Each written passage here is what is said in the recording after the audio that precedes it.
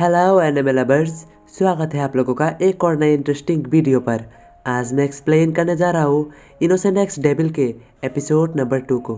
तो last episode के and में हमने देखा था कि वो दोनों के दोनों लड़कियाँ हमारे मेन कैरेक्टर के बारे में कुछ अजीब अजीब से बातें कर रहे रहते हैं, जो सुनकर मेन कैरेक्टर को बहुत ज़्यादा गुस्सा आता है और वो उन दोनों के ऊपर चिल्लाते हुए कहता है, आखिर तुम दोनों के दोनों अपने काम से काम क्यों नहीं रखते, तुम ऐसे र्यूमर फैलाना बंद करो।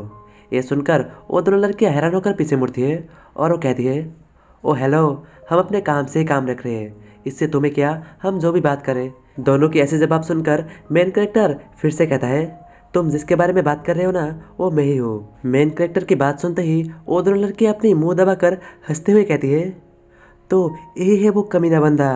अरे यार, हमें तो पता ही नहीं था, ये तो हमारे क्लास में ही पढ़ता है। और इसके चेहरे को देखो तो, इसके चेहरे को देखकर कहीं से भी नहीं लग रहा है कि एक कमीना है। लेकिन लोग कहता है ना, इंसान के चेहरे से उसे जज नहीं करना चाहिए, उसकी अंदर की चीज़ों को देखना चाहिए। चेहरे से कोई भी मासूम हो सकता है, लेकिन अंदर से क्या पता एक कितना ज़्यादा कमीना हो। लेकिन वहीं पर मेन कैरेक्टर को तो उन दोनों लड़कियों की बातें साफ साफ सुना जाता है और वो मन ही मन सोचता है, आखिर ये र्यूमर शुरू किसने की होगी, अगर मिल गया ना, साले को बम से उड़ा दूंगा।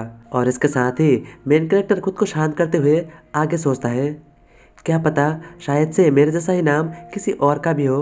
और वो दुखी होकर अपने डेस्क में अपने सर रख लेता है और मन ही मन सोचता है, कमीना, मैं आखिर कमीना हो कैसे सकता हूँ, और मैं किसी को इसके साथ ही धोखा कैसे दे सकता हूँ, क्योंकि मैं पूरा 19 साल का हो गया लेकिन आज तक मेरी एक भी गर्लफ्रेंड नहीं बनी।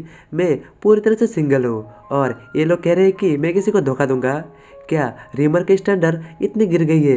वहीं पर मेन कैरेक्टर ये सब सोचते हुए दुखी हो ही रहता है कि तभी उसके मोबाइल वाइब्रेट करता है और साथ ही एक नोटिफिकेशन आता है। और नोटिफिकेशन को देखकर मेन कैरेक्टर अपने मोबाइल को उठा लेता है और उठाकर देखता है कि किसी अननोन नंबर से एक मैसेज आया है, जहाँ पर लिखा हुआ रहता है, जिया मिंग्यू, ये मैसेज तुम्हारे लिए है। मुझे दरअसल तुमसे कुछ बात करनी है और अगर तुम मुझसे बात करने में इंटरेस्टेड हो तो इस एड्रेस पे आ जाओ। और वहाँ पर एक एड्रेस भी लिखा हुआ रहता है, जो कि रहता है वानशैंग ड्राइव के बिल्डिंग नंबर 167। और वहीं पर मेन कैरेक्टर इस मैसेज को देखते ही उसे लगता है कि ये उसी ने किया होगा जिसने उसके बारे में ये र्यूमर फैलाया है। और वो मन ही मन सोचता है, आखिरकार फाइनली वो बंदा मुझे मिल ही गया और जब मैं उसके पास पहुंचूंगा ना, मैं उसकी मैया मैं उसकी वही कुटाई कर दूंगा। और इसके बाद मेन कैरेक्टर की क्लास खत्म होते होते शाम हो जाता है और शाम को मेन कैरेक्टर उस एड्रेस पे पहुंच जाता है, जहाँ पर पहुंचकर वो आसपास देखता है तो वहाँ पर कोई भी नहीं दिखता। और वो चलते चलते मन ही मन सोचता है, इस जगह को देखकर ऐसा लग रहा है कि यहाँ पर बरसों से कोई नहीं आया होगा। और क्या ये हो सकता है कि उस बंदे ने मेरे साथ फिर से कोई गेम खेला है। और ये सोचते ही मेन कैरेक्टर को बहुत ज़्यादा गुस्सा आता है और वो उस बंदे को माँ बहन की गाली देने लग जाता है। लेकिन तभी अचानक से उस बिल्डिंग के ऊपर से मेन कैरेक्टर को कुछ आवाज़ सुना जाता है और वो जल्दी से ऊपर की ओर देखता है तो उसे दिखता है कि बिल्डिंग के छत के ऊपर एक बंदा बैठा हुआ है, जिसे देखकर वो हैरान होकर मन ही मन सोचता है, क्या सच में वहाँ पर कोई बंदा बैठा हुआ है, लेकिन वो छत के इतने किनारे क्यों बैठा हुआ है, क्या वो वहाँ से जंप करने वाला है। और ये सोचकर मेन कैरेक्टर बहुत ज़्यादा घबरा जाता है और ये सोचते साथ ही मेन कैरेक्टर किसी टीवी सीरियल की तरह टाइम वेस्ट करने की बजाय तुरंत ही सीरियल की ओर भागता है, ताकि वो जल्द से जल्द छत में पहुंचकर उस बंदे को सुसाइड करने से रोक सके। और वहीं पर दूसरी तरफ छत का सीन दिखा जाता है, जहाँ पर वो बंदा उस छत के किनारे बड़े ही आराम से बैठा हुआ रहता है। उसे देखकर कहीं से भी ऐसा नहीं लग रहा रहता है कि उसका इरादा सुसाइड करने का है। और वो अपने हाथ में पकड़ी हुई एक कॉइन को उछालते हुए कहता है, टेल्स। और सही में वहाँ पर टेल्स ही आता है, जो देखकर वो बंदा खुश होकर हंसते हुए खुद से ही कहता है, आज तो मेरा किस्मत बहुत ज़्यादा अच्छा है। और तभी वहीं पर मेन कैरेक्टर सीढ़ियों से भागते हुए छत में पहुंच जाता है और वहां पर पहुंचते पहुंचते मेन कैरेक्टर बहुत ज़्यादा थक जाता है, लेकिन इसकी परवाह करने की बजाय वो सामने की ओर देखता है तो वो बंदा अभी भी छत के किनारे पर ही बैठा हुआ रहता है, जो देखते ही मेन कैरेक्टर घबरा कर जल्दी जल्दी में कहता है, भाई भाई, आखिर तुम वहाँ से क्यों कूदने वाले हो, तुम अपने आप को शांत कर लो और अपने फैमिली, अपने मम्मी और अपने पापा के बारे में सोचो। अगर तुम यहाँ से मर गए तो वो बहुत ज़्यादा दुखी हो जाएंगे। और मैं ये भी जानता हूँ कि ज़िंदगी इतना आसान नहीं होता, ज़िंदगी जीना बहुत ज़्यादा मुश्किल होता है, क्योंकि मैं खुद ही ये एक्सपीरियंस कर रहा हूँ, क्योंकि मेरा ज़िंदगी भी पूरी तरह से झंड है, लेकिन मैंने कभी भी सुसाइड के बारे में बिल्कुल भी नहीं सोचा। और अगर तुम यहाँ पर मर जाओगे तो तुम्हारे मम्मी पापा को बुढ़ापे में कौन सहारा देगा, और साथ ही तुम्हारा घर का किराया, क्रेडिट कार्ड बिल और पर्सनल लोन भी लिया होगा।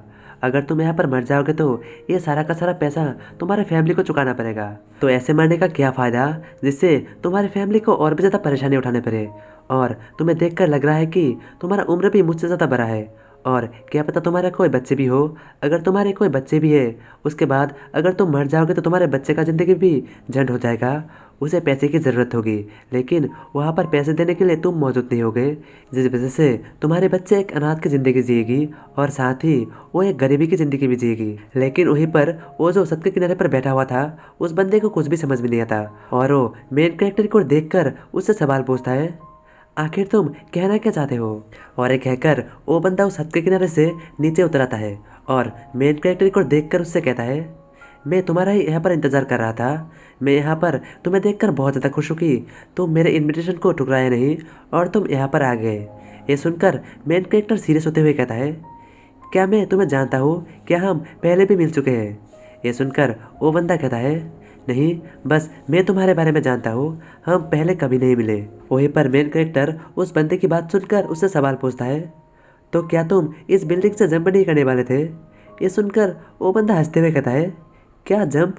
आखिर मुझ जैसा एक खूबसूरत और एक हैंडसम बंदे को इस बिल्डिंग से जंप करने की क्या ही ज़रूरत है? ये सुनकर मेन कैरेक्टर निराश होते हुए कहता है, अरे यार, तो तुम पहले मुझे नहीं कह सकती कि तुम यहाँ से जंप नहीं करने वाले? ये सुनकर वो बंदा भी कंफ्यूज होते हुए कहता है, क्या तुम्हें पहले बता दूँ, लेकिन तुमने तो पूछा ही नहीं। ये सुनकर मेन कैरेक्टर गुस्सा करते हुए वहाँ से जाते हुए कहता है, हाँ हाँ, मैं समझ गया, ये बस एक मिसअंडरस्टैंडिंग था, अब मैं यहाँ से जा रहा हूँ। ये सुनकर वो बंदा मेन कैरेक्टर को रोकते हुए कहता है, जियाओ मिंग्यू, रुको रुको, मेरी बात अभी ख़त्म नहीं हुआ, तुम ऐसे नहीं जा सकते।